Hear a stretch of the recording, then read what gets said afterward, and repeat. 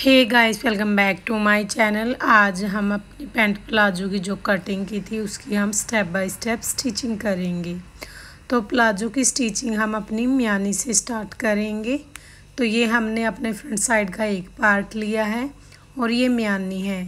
इसके साथ हमने लाइनिंग भी अटैच कर ली है सभी पार्ट्स के साथ। अब यहाँ पे म्यानी को ऐसे रखेंगे और यहाँ पे एक पैर का मार्जिन छोड़ते हुए सिलाई लगाते हुए चलेंगे।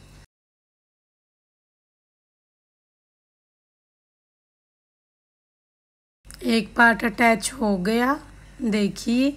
अब हम इसके ऊपर अपना फ्रंट साइड का दूसरा पार्ट रखेंगे। इस तरह से रख के यहाँ पे सिलाई लगा लेंगे। अब जैसे हम ये फ्रंट वाले पार्ट्स के साथ म्यानी अटैच कर रहे हैं, ठीक उसी तरह हमें अपने बैक पार्ट के साथ भी म्यानी अटैच करनी है। तो म्यानी अटैच हो गई है दोनों पार्ट्स के साथ, देखिए। अब इसके ऊपर हम एक यहाँ पे दबमी सिलाई लगाएंगे दोनों साइड। तो ये देखिए हमने दबमी सिलाई लगा ली है और एकदम फिनिशिंग के साथ हमने इसको कंप्लीट किया है। अब हम इसके राइट साइड में एक पॉकेट लगाएंगे। तो ये हमने पॉकेट की कटिंग की थी इस तरह से। अब पॉकेट को हम यहाँ पे ऐसे उल्टी साइड रखेंगे इस तरह से।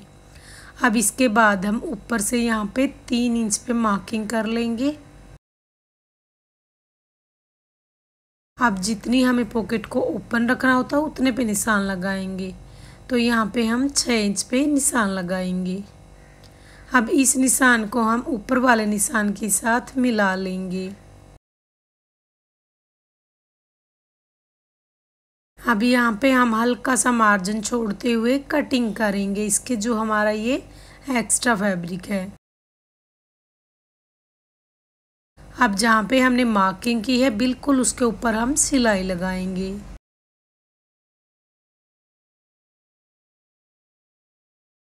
इसके बाद हम पॉकेट को ऐसे उल्टी साइड पलटेंगे और इसके ऊपर हम एक दबमी सिलाई लगाएंगे उल्टी साइड। इसके बाद हम पॉकेट को पीछे की तरफ पलट लेंगे इस तरह से और यहाँ पे हम एक किनारी की सिलाई लगाएंगे। इस सिलाई को हम एकदम फिनिशिंग के साथ कंप्लीट करेंगे क्योंकि ये बाहर की तरफ दिखती है। तो सिलाई हमने कंप्लीट कर ली है और ये पॉकेट एक यानी आधा पॉकेट है ये। अब दूसरा पार्ट ये है हमारा पॉकेट का। अब इसके ऊपर हमने जो ये पॉकेट सिली है इसके ऊपर यहाँ पे इसको रखते हुए यहाँ पे एक पैर का मार्जिन रखते हुए सिलाई लगाएंगे।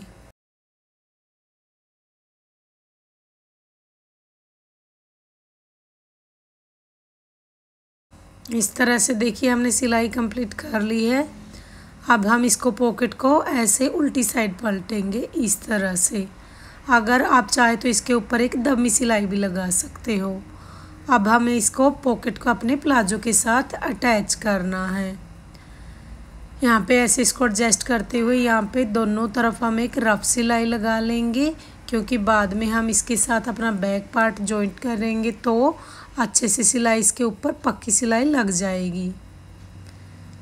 सिलाई लगाने के बाद हम एक्स्ट्रा फैब्रिक को यहाँ से कट कर लेंगे। तो इस तरह से हमने अपनी पॉकेट कंप्लीट कर ली। अब ये हमने बैक पार्ट को बिछाया है यहाँ पर। अब इसके ऊपर हम अपने फ्रंट पार्ट को बिछाएंगे और इसको एक साइड से सील लेंगे। अब यहाँ पे हम एक साइड की सिलाई कर लेते हैं। तो देखिए हमने एक साइड से सिलाई कर ली है। सिलाई करने के बाद हम यहाँ पे इसके साथ बेल्ट अटैच करेंगे जिसमें हमें फुल्ली इलास्टिक लगानी होती है। तो हमने ये 3.5 इंच चौड़ी बेल्ट कट की है। अब ये हमने अपने प्लाजो का उल्टा साइड रखा है और जो बेल्ट है उसका भी उल्टा साइड रखा है। अब यहाँ पे एक पैर का मार्जिन रखते हुए अपनी बेल्ट को प्लाजो के साथ अटैच करते हुए चलेंगे।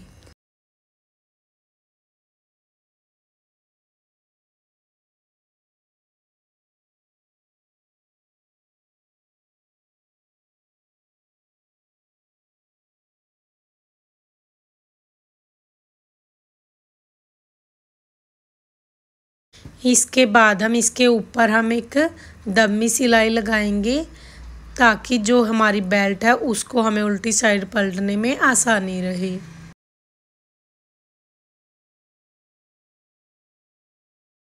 इसके बाद हम बेल्ट को हमने प्रेस के साथ ये अंदर वाली साइड आधा इंच फोल्ड किया है और इसके बाद हमने इसको एक फोल्ड और किया है प्रेस के साथ, अच्छे से इसको बिठा लिया हमने फैब्रिक को।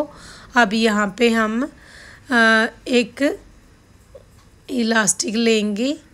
ये देखिए 1 इंच चौड़ी हमने इलास्टिक ली है और इलास्टिक को हम अपनी कमर के हिसाब से लेते हैं। तो हमारी कमर 35 इंच है, उसमें से हमें 5 इंच माइनस रखना है।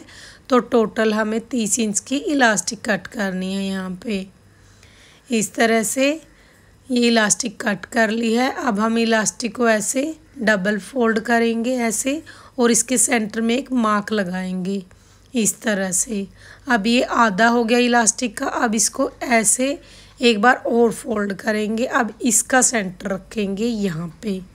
अब बचा हुआ एक साइड है उसका सेंटर और कर लेते हैं हम। ये एक नए तरीके से हम इलास्टिक लगाते हैं, बहुत ही आसान तरीका है इलास्टिक लगाने का। अब हमने इलास्टिक के 4 पार्ट्स में डिवाइड कर लिया है इलास्टिक को।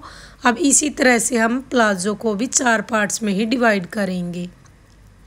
तो यहाँ से ऐसे पकड़ेंगे दोनों किनारों को और अब हम प्लाजो का सेंटर देखते हैं। यहाँ पे ऐसे इसको देखेंगे और जो सेंटर है वहाँ पे हम मार्क कर लेंगे। अब ये हो गया आधा।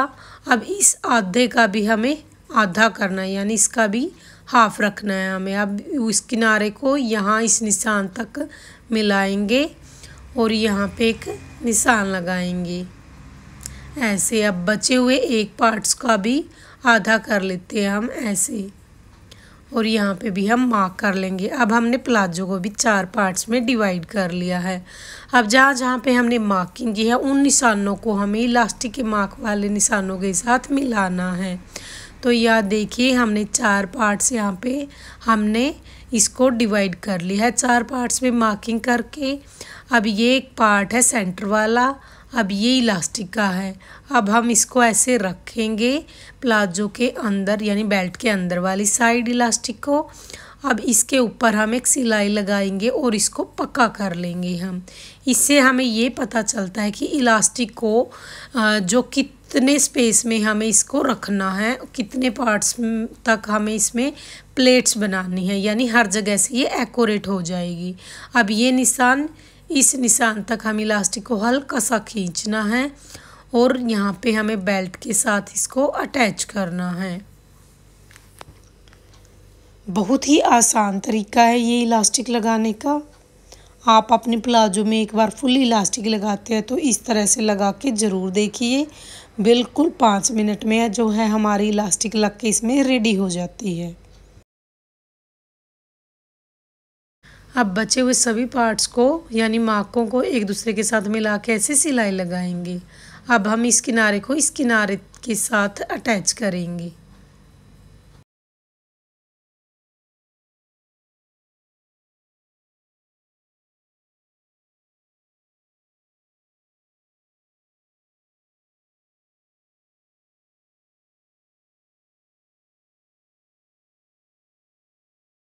अब हमें पता लग गया कि इतने एरिया में हमें इस इलास्टिक को लगाना है। अब यहाँ पे ऐसे किनारी पर सिलाई लगाते हुए चलेंगे और इलास्टिक को हल्का सा खींचते हुए चलेंगे।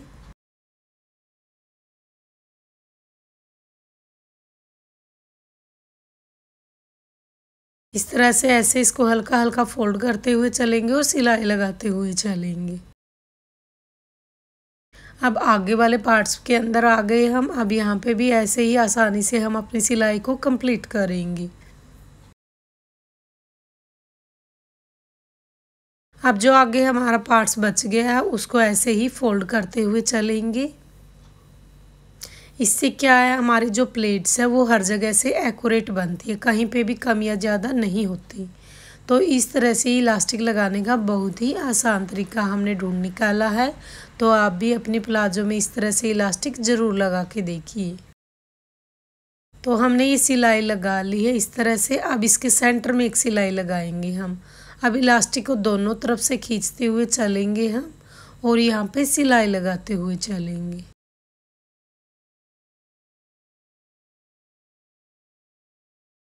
तो हमने इलास्टिक लगा ली है। अब बची हुई एक साइड को भी हम प्लाजो के दोनों पार्ट्स को सील लेंगे। तो ये देखिए हमने बची हुई एक साइड को सील लिया है।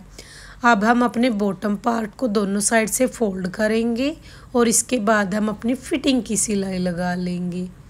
अब यहाँ पे हमने ऐसे प्रेस के साथ इनको ऐसे प्रेस कर लिया है। अब बैक पार्ट का है जो पार्ट है उसको ऐसे हम इसके ऊपर फोल्ड करेंगे। इससे क्या है, जो हमारी सिलाई है वो इनविजिबल लगेगी, यानी बाहर की तरफ वो दिखेगी नहीं।